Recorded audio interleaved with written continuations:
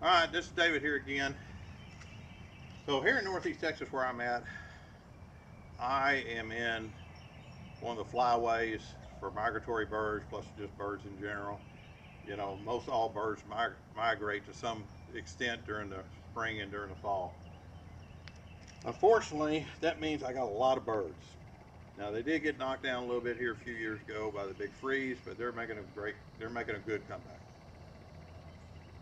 So one of the main things I have to keep out of here is the hummingbirds, the wrens, Carolina wrens, which I call creepers, and of course the redbirds. Redbirds can be hard to get out of here too, but the hummingbirds are the worst, and the wren, they just come up in here and build nests and hide all over the place inside there. So it can be a real pain to go around in there and juggle all the wood on the racks and everything else, trying to make sure you get all the birds out of the shop when you go to close it up, because they get caught in there, especially during summertime where it gets hot, they'll end up dying. And of course, you don't want dead birds all through your shop or your barn.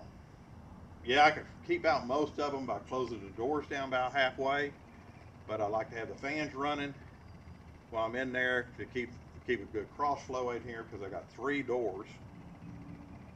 This here would be the north door. I have an east door and a west door, so I get pretty good cross flow through here, especially with the fans running. But even with general wind from the west, even the south, very much any direction, there's a pretty good cross flow through here. And it keeps it a lot cooler inside, so you're able to still work.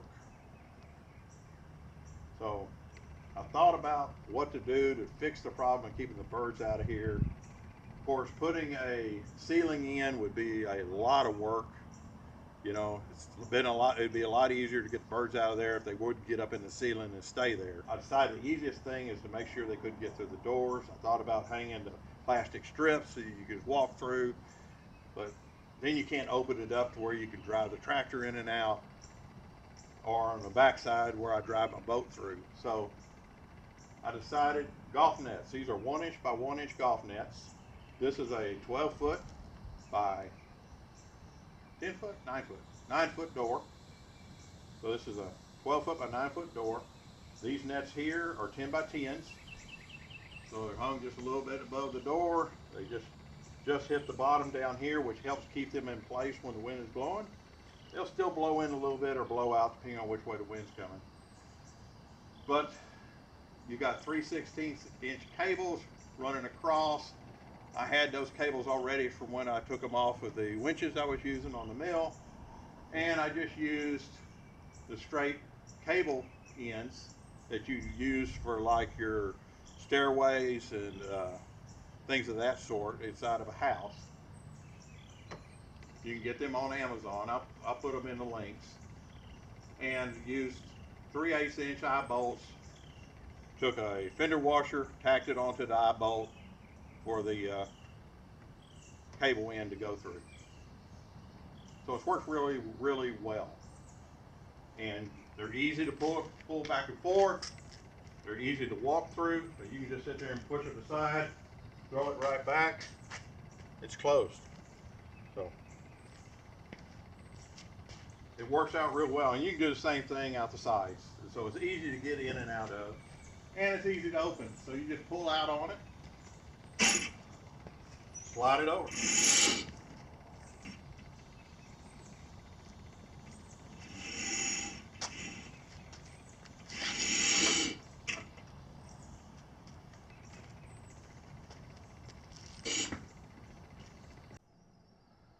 All right, so you can see how that's connected up there. Of course, one eye screw is longer than the other.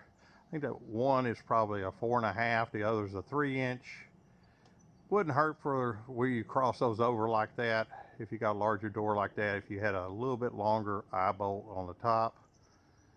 But it works like it is there. It would definitely work a little bit easier if you had a little bit more distance between those two cables.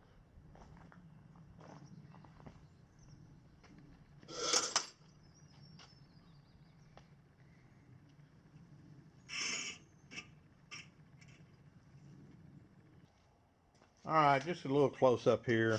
So I got the cable ends that you use like in a stairway or whatever.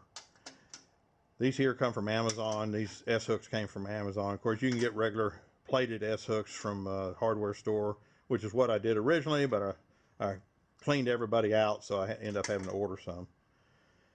They give you a little tool here. That's for holding this. And I just put a couple of crimps in that. I don't see any reason to put any more. I used a crimper like you'd use with electrical lugs. This one's good for number 8, I believe, through 1/0, which worked just fine. And of course 3/8 eye screws. Of course, some of them I had there were longer than this. Alright, this is what it looks like on the side. And you'll notice on every one of these doorways, I always extended it out a couple of feet on one side or the other, so you're able to pull the net to where it completely clears the door. That is a 13-foot by 10-foot net on a 10-foot by 8-foot door opening.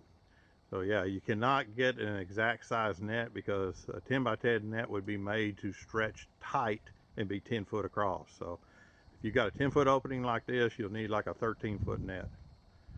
So, and you kind of see my next project inside there. I'm working on my boat. I got to do some work on the transom. Anyway, you got a outdoor building that you like to work in and have the doors open and you have a problem with birds, this seems to work rather well. I've had this on here for a good month and a half, almost 2 months now. So yeah, I'd highly recommend it. Thanks for watching.